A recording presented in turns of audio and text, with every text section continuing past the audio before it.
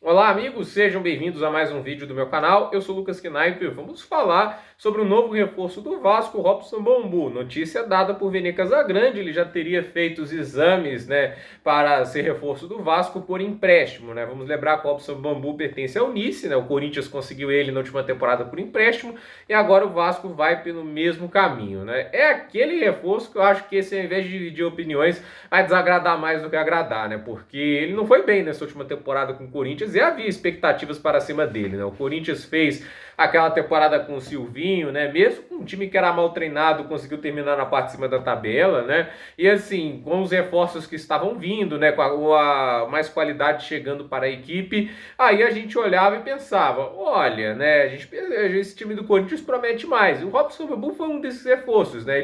As pessoas têm aquela imagem, né? Ele começou no Atlético Paranaense, em 2019, foi para o Nice na França, e aí você pega um jogador que foi para a Europa, todo mundo pensa, foi para a Europa, tem talento, né? E de fato, ele tem talento, não acho ele totalmente ruim, né? Mas a questão é, ele veio para o Brasil e não produziu. Essa é a grande verdade, virou basicamente um reserva pouco utilizado pelo Vitor Pereira. Nos últimos 10 jogos do Corinthians, apenas um ele entrou em campo, então isso obviamente não é um bom sinal, né? E assim, o Vasco, ao meu ver, a 77 Partners está, como eu disse, ela não vai começar com as contratações mais bombásticas do mundo. Eles não vão conseguir trazer, sei lá, né, tipo um Arrascaeta da vida, né? Eles vão ter que primeiro se contentar com alvos mais modestos, né? Porém, eu acho que não pode ficar apenas nessa questão de talento potencial e lapidação, né? Porque se você tiver que lapidar metade do elenco, né? Aí é complicado, porque quando você está falando de jogadores instáveis, isso é o caso tanto do Bambu, isso é o caso do Piton, você está falando assim, montar um time que vai ter muitos jogadores instáveis. A chance de um deles estar em um mau dia e prejudicar o time é grande, né? É difícil você ter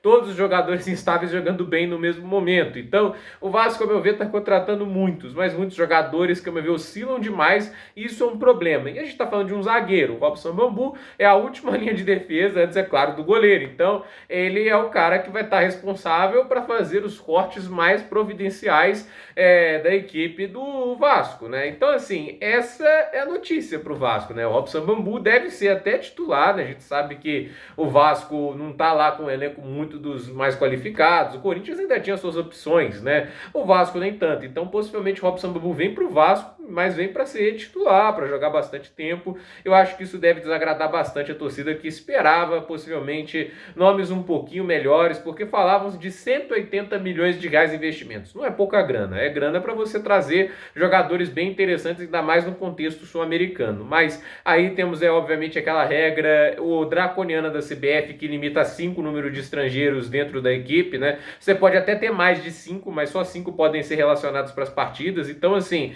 essa situação acaba obrigando você atrás de mais brasileiros. E os brasileiros de mais qualidade tendem a estar nos times mais fortes do momento. Então, assim, isso é um problema para lidar, mas é a natureza atual do futebol brasileiro. Então, você vai ter que contar aí com pelo menos 6 brasileiros no time titular, e o Vasco contratando aí jogadores que não estão sendo muito utilizados pelo Corinthians, né? Tá sendo meio que o caminho adotado pelo Vasco agora. E atrás de jogadores que estão ficando um pouco na sombra nas principais equipes. Falaram muito do Jair do Atlético Mineiro. Segundo o Vene Casagrande, não há uma negociação aberta até agora, né? Não houve um contato oficial, mas eu não duvido que isso venha a ocorrer, né? Eu acho que esses rumores não foram tirados do nada, né? Até porque o Jair tende a perder espaço no elenco com o Kudê usando o esquema de apenas um volante, aí Edenilson e Alan ganham mais espaço, então o Jair pode ser um jogador ali que vira meio que uma vítima do sentido do Atlético estar se reforçando, porque quando um time se reforça, outros jogadores vão ter que sair, possivelmente os jogadores com menos qualidade